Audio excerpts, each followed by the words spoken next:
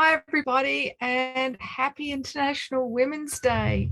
Yes, I actually didn't know how this day started, so I had a quick look online, and it was in 1908, and it's when 15,000 women gathered in New York to protest for more fair pay rates and the vote for women. And for those that don't know, there is an equivalent for men on the 19th of November, International Men's Day. So today is a day to acknowledge how far women have come as a collective. And what I find is significant is that, you know, the origins of this day, International Women's Day, are very much about the power we generate when we come together. And that is, after all, the theme of 2022. It's about finding our power to create positive change through coming together. So there's a lovely Chinese proverb. It says, when sleeping women wake, mountains move. And that's the power of the feminine. It's why aid agencies invest more in women if they're trying to seed social change programs, because they know through networking, through the power of community, women will make things happen. So it's important to remember this, because this is why women were persecuted and prevented from gathering.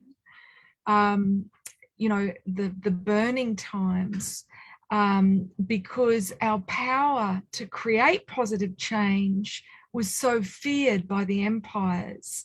And if you've seen my latest Grail presentation, where I speak about how we're in recovery from, you know, that empiric mindset, you know, that happened due to the widespread colonization by the Roman Empire, you'll understand that divide and conquer has been a deliberate strategy by this war paradigm to keep us in a mindset of us and them, you know, women blaming men, men fearing women, and so on, whether it's between, you know, cultures, countries, always trying to leverage this us and them mentality. But we actually defeat this old war paradigm, this empiric consciousness, when we come together. And it's what those that are at the top of the pyramid of power fear the most. They fear us coming together. So, you know, they create these constant distractions to keep the masses contracted into a state of fear, rather than expanding by us coming together and seeing what a wonderful force for positive change we can be. So that's being escalated in the last 18 months, bioweapons, geoengineering, war. So it's really important we remember that we have the power to come together, rather than be constantly caught up in the karma drama of these orchestrated distractions. Because ultimately, the real fight is never out there, okay? If we're always in reaction to what's happening out there, and we're completely disconnected from our inner landscape, which is the feminine part of us, regardless of our gender, then we're always, you know, having our adrenaline surging through our system, cortisol, the stress hormone, creating anxiety, creating stress and tension, and we're not able to think straight. And that's something I speak about in my latest book, The Grail. Thank you so much to those of you that have written 5-star reviews. I'm so grateful. And we were ranked number 6 in the Australian Amazon under the mysticism, what do you call it, genre. So if you haven't yet read my book and you're interested, do check it out, The Grail. It's available on Amazon, or you can order it in at your local bookstore. But the real fight, as I was saying, is not out there, okay? It is within. Sorry, it's very noisy here. There's a lot of trucks. I'm in temporary housing. I'll just wait for that truck to go past. I'm in a quiet suburban street, but there's a lot of trucks. Oh, I see. It's a garbage truck. Fabulous. That'll be here for a while. Let me take you inside. Come with me, and I'm going to tell you a story. Whoops. Not falling over. I'm going to tell you a story to illustrate that the fight is not outside, but within. And this is from my experience. Now, I know a lot of you have been experiencing chaos. Why? Well, you know, we're in those transition times between the two ages, and this is something I speak about in much more detail in the free presentation I did at the Grail book launch, which I've posted on my Moon Woman page and also on my YouTube channel. So if you want to check that out, check out the Grail book launch presentation. But I can still hear those trucks. I'm just going to shut the glass door so I'm not distracted. Sorry about this. That's better. So, but now that we are in Pisces sun, Pisces is the final sign of the zodiac, and it is the sign that initiates us through chaos, through everything spiraling out of control. All right. And that's why today I'm gifting you all my video series, Navigating Life's Downward Spirals. So I'll put a link in the description when I'm done. But for today only, to celebrate International Women's Day, I'm going to give that to you to watch, because we're all being put through an initiation at the moment to test our faith and to go through a death and a rebirth, okay? Because we can't progress to the next stage of the game board into the Aquarian age unless our old thinking dies, our old values die, our old way of being and doing dies. And so we're being put through these very intense tests to basically humble our ego, all right, so that we can rise like the phoenix from the ashes. So I've been put through that personally, and the way it's manifested for me was I came back to Australia after living in Bali for 2 years, and Bali is a very special place. Those of you that have been there will know, because it's on one of the main dragon lines within the earth, and it's only 6 degrees south of the equator. So it's the equality between light and dark is very balanced. So the people are very balanced in their feminine masculine, which creates harmony and peace. And it's an absolute healing just to be around the Balinese people.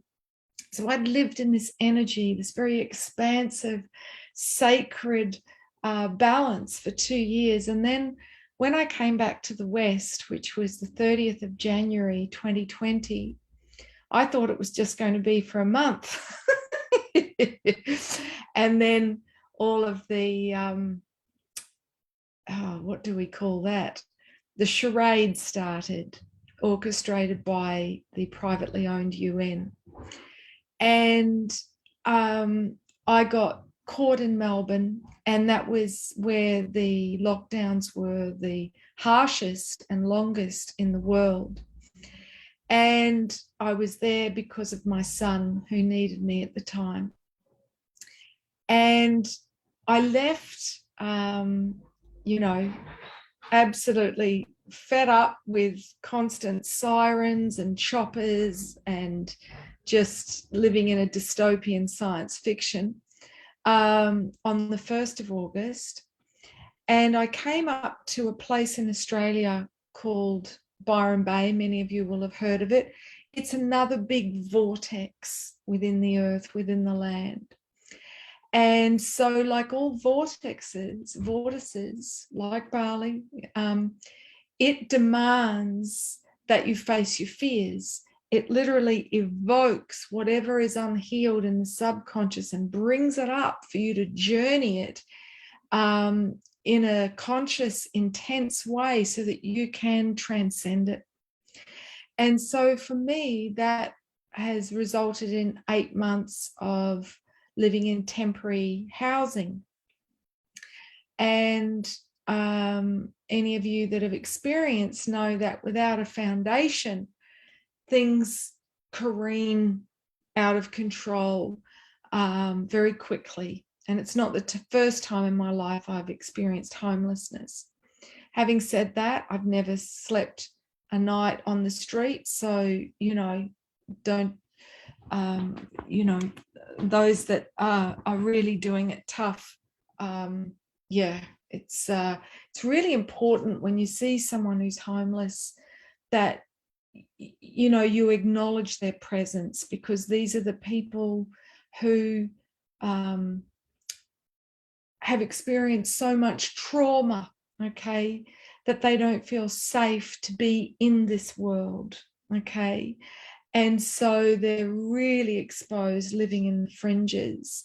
And just to acknowledge them with a smile or a hello, or can I get you something to eat, acknowledging them as part of our human family rather than dismissing them as,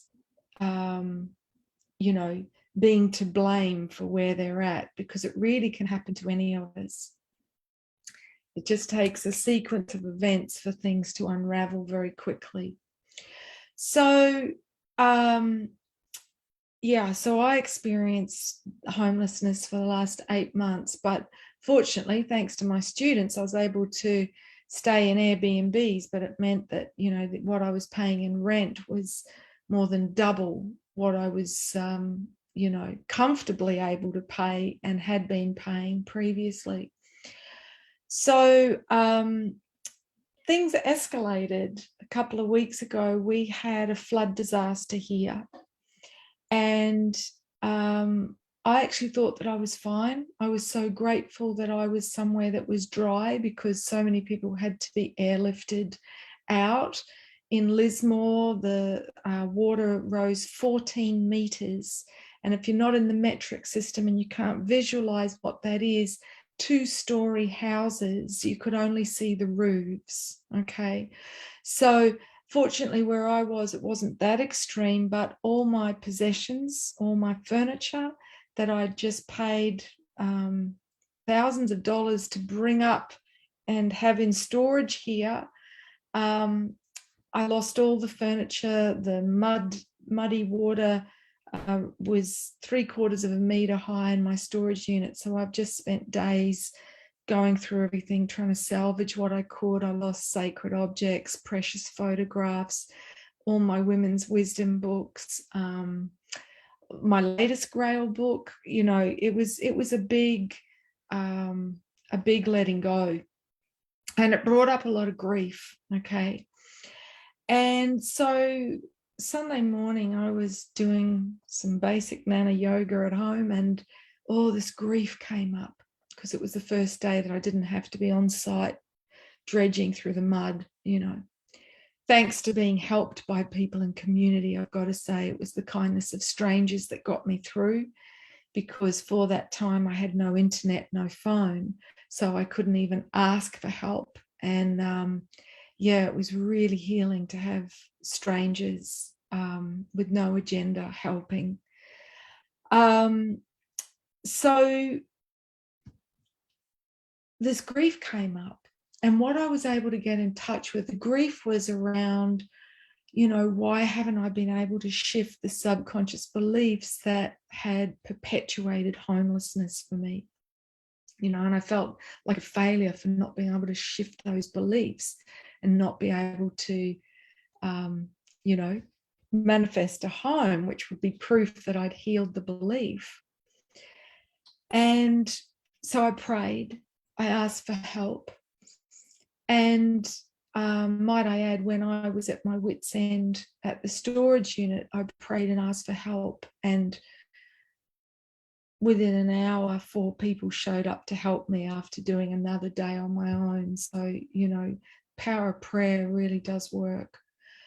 So, and thanks to those of you that emailed Lynn, who does my customer service, to ask how I was. Really touched by your care and your concern. So where was I? So right, I'm like, why haven't I been able to shift these beliefs? And the belief that I was able to identify was that in my first 7 years of life, which is when we really anchor our expectations around life and what to expect in this reality, the masculine, the father whose charge, if you will, is to provide and protect, all right, to create just basic safety for a child, just as the mother is to nurture, okay? My dad had Asperger's. So, and psychologically and emotionally was like a child. So what we would call a narcissist, and he would bully me. So that happened energetically, psychologically, emotionally, and physically. And so it was anchored within my somatic body, within my subconscious, that home does not equal safety and protection.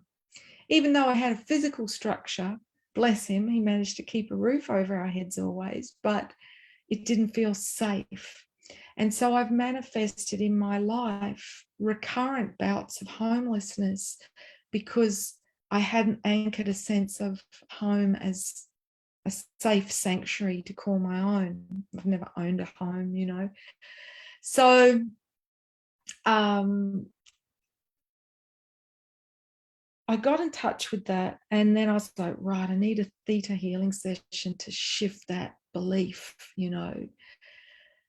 And then I got woken up in the middle of the night with an insight, and that was, instead of focusing on how I had felt betrayed and abandoned by the masculine, which had then happened again and again, resulting in homelessness, I was able to identify when my inner masculine had abandoned and betrayed my inner feminine. What do I mean by that? Well, the masculine part of me is the part of me that works, that generates an income to take care of me. Okay. And I'd been so focused on work that I hadn't prioritized looking for a home, which is a basic human need, shelter. I'd put my service before my foundation needs. So when I realized that, I took my power back, and I was like, yeah, I'll still do the healing, but what I really need to do to shift this is to prioritize my needs. And that was a gift in not having access to Wi-Fi. I was able to go, well, I can't work. And I'm going to instead focus on trying to secure a home and make that my primary focus. So I've been, going to a couple of house inspections every day. And I've got a good feeling that the place that I've fallen in love with, that I'm going to look at today, will reap a sanctuary that I can call home. And the reason I feel so auspicious, I suppose, about this place is the second day of hard labor cleaning all the muddy water out of my storage unit. All those plastic tubs all just retained the muddy water. I was so exhausted. I missed the turnoff off the highway to go back to my Airbnb. And then the road I would have taken back was closed due to flooding. So I took another road that I'd never been down before, and I got lost.